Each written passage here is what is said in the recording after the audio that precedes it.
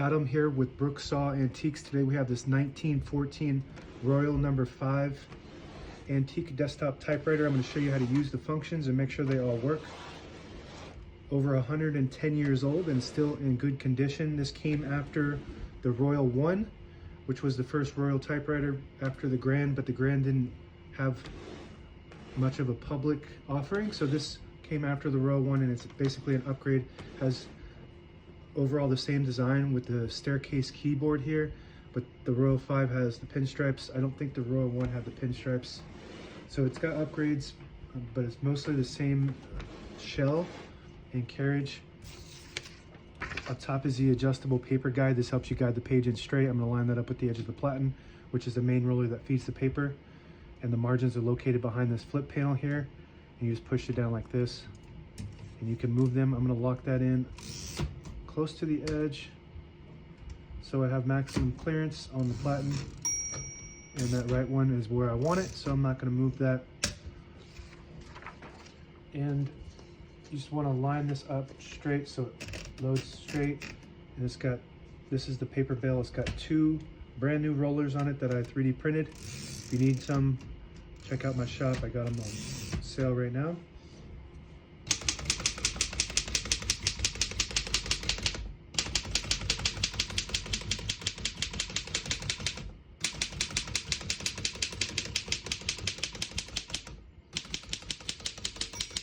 Once you hear the bell, you're at the end of the margin. You hit this line space, gets it back to the beginning, and skips 1, 2, or 3.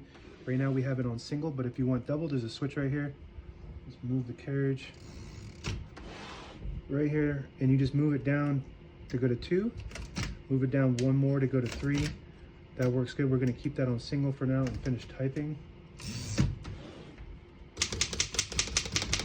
As you can see, all the keys type nice and none of them skip or stick. I'll type a sentence on the next line.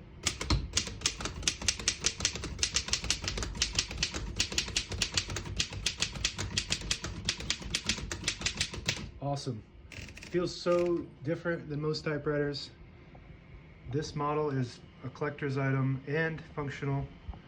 So you can type on this daily if you want to get that really old feeling to how, you know, back in 1914 era, people were actually typing on this. If you want to feel that feeling of vintage, classic typing, you need to get one of these in your collection. To pull the page out easy, there's a switch on the right side here. You flip that forward and it unlocks the rollers underneath the platen, allowing you to pull the page out easy or load thicker paper like carbon copy or cardstock. Make sure you flip that back before you load the next page, or else it won't load correctly. Got a shift on each side and a shift lock on the top right here. It's a unique spot to have a shift lock. To clear that, you just hit that shift button again. Backspace on the left side of the keyboard works good. And margin release above that. When you get to the end of the margin, there's a mechanism that blocks you from printing. Hit that margin release, it will allow you to go all the way to the end. That works good. On the right side here is the tab function. To set the tabs, manually insert them on this rack back here. And you just pull them out like this. This is one of the tabs.